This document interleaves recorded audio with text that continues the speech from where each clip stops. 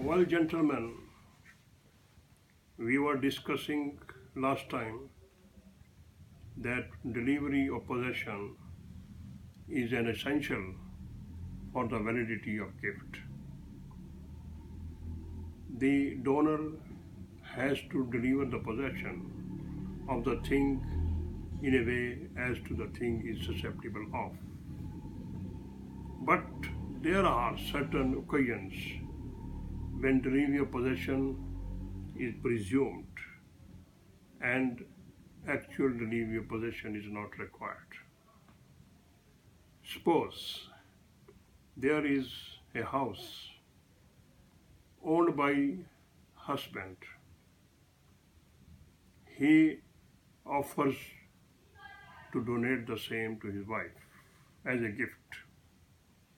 The wife accepts the same. On the offer and acceptance, the husband declares that the possession has been delivered. And thereafter, the property remained in the possession of both of them. So in spite of the fact that husband and wife are living in one house, it cannot be said that the possession was not delivered. It shall be presumed that husband delivered the possession to his wife. If both are not in possession of the property and the possession is with the tenant, even then, if the husband is collecting the rent of that property which was gifted to the wife, even then it shall be presumed that he is recovering the rent on behalf of his wife. So the wife was in possession of the property. In other words, we may say very safely that the jurists of Hanfi school of thought are of the view that possession in case of the gift by husband to the wife or wife to the husband is not essentially to be made.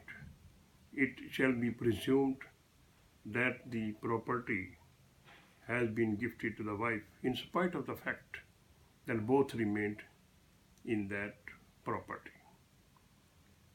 The gift by the husband does not require delivery of possession. This question was before the Supreme Court of Pakistan. I am going to give you that authoritative pronouncement 2004 SCMR page 1701.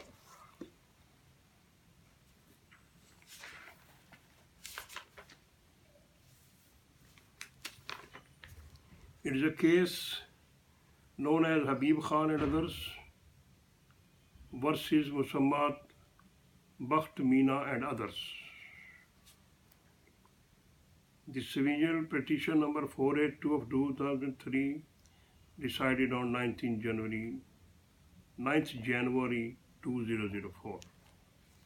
It was held by the Supreme Court of Pakistan. Gift, transfer of possession in favor of wife. Proof. Gift deed was assailed by plaintiff on the grounds of fraud. Donees produced scribe of the registered gift deed and two marginal witnesses who had completely proved the gift transaction. Trial court dismissed the suit, and appellate court as well as high court maintained the judgment and decree passed by trial court. Plea raised by the plaintiff was that at the time of gift, no possession was delivered. So here was a question regarding the delivery of possession. This was a gift by the husband to the wife, and the objection was raised that possession was delivered.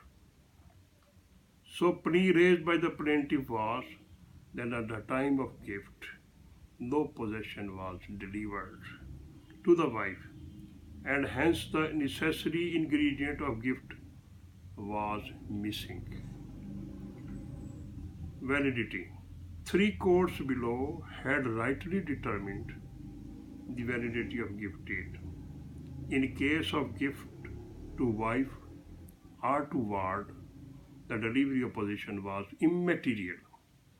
Plea raised by the plaintiff was repelled by Supreme Court. So, on the deeper appreciation of this authoritative pronouncement, we find that husband and wife living under the same roof may deliver their property without delivery of possession. The husband may transfer his ownership through gift. In the same way, the wife may transfer the property by way of gift without change of possession. So the delivery of possession is immaterial. They are living in one house, they are residing there, but the title passes on. So, in a nutshell, we can say that the title of the donor passes on to the donee on the offer and acceptance of the gift, while the delivery of possession remains with any of them. If the wife is in possession, the delivery is complete. Even if the husband is in possession, the delivery is complete.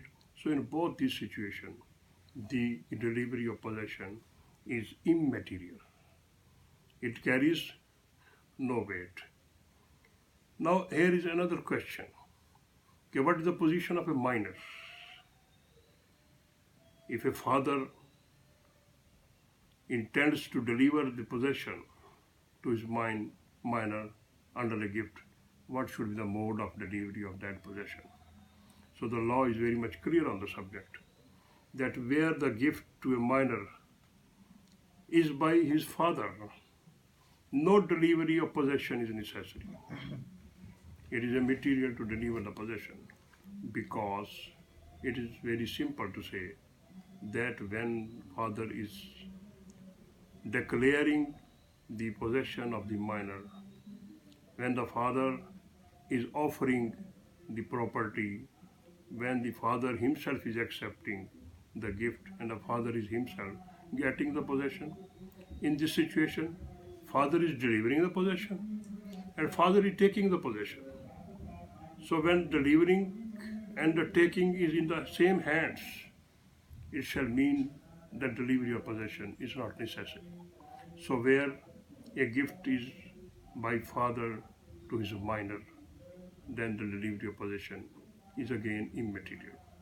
But is it the same position when an other person is disposing of his property by way of gift in favor of minor? The answer is something distinguishable.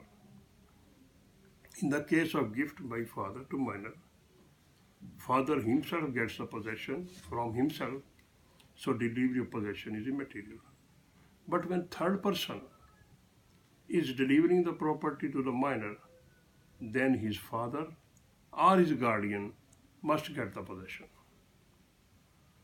And there are certain circumstances when on attaining the age of majority, the minor gets the possession, even then the gift is valid.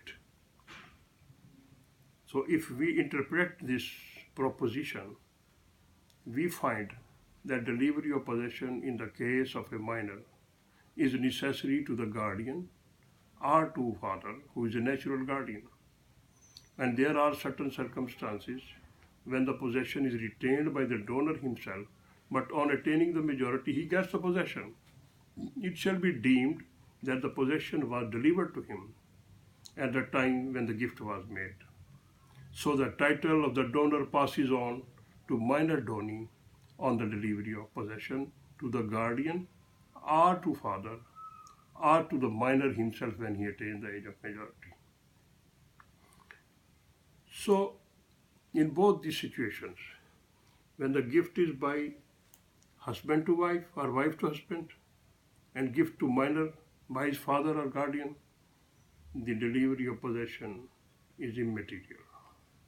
It does not mean that the possession was not delivered. In fact, the possession was delivered by the donor to the donor himself. So it shall be presumed that the donor accepted the property on behalf of the minor. So there is an occasion that a man makes a gift, whether he is father, guardian, or a third person, in favor of another person, whether he is minor or major, and states that this gift shall operate in future. So the gift in future is not valid. It is void because the possession is to be delivered at the time of pronouncement of offer and acceptance.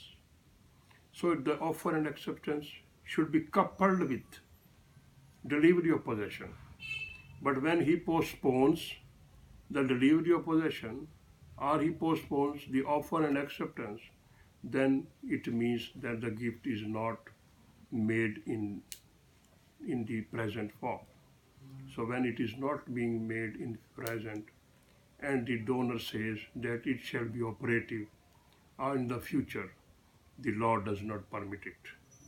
In other words, we may say that the gift in future is void. So a void gift is not operative, and the title of the donor does not pass on to the donee, even the future time comes, because in its inception it was void. The donee cannot say that the donor had promised to do the act of delivery of possession and to make the gift, so the time has come, so I have become the owner. So he can't say like this, because the gift was made in the past, and when the time came, he cannot claim the same. In short, we can say that the gift in future is void. So there are certain examples when the donor makes certain conditions on the gift, and sometimes he makes a contingent gift. So in both these situations we can see what is the position of the gift, whether it is valid or invalid or void. So far as the contingent gift is concerned, it is absolutely void. Contingent gift is that gift that shall be operative on the happening of certain future event. When it is to be completed on the happening of certain future event, it means that it is not a gift in the present. So it shall be a gift in the future. So same is the position as that of the future gift. When the gift in future is void, so the contingent gift being operative on the happening of certain future event shall also be void. So far as the condition is concerned, if a man makes a gift imposing a condition thereon, the contract is valid. But the condition is void. The condition does not invalidate the gift, but the condition itself is invalidated. If a person declares his intention and offers to make the gift, and the donee accepts the same, and he delivers the possession, but he imposes a condition thereon that this condition should be fulfilled, otherwise the gift shall be void. So it is not possible. The gift is valid under Hanfi law of gift, and the condition is void. Though we may say that the condition, gift with intention with condition, does not invalidate the gift. Now when the gifts are made, a point comes for consideration that whether it can be revoked or not.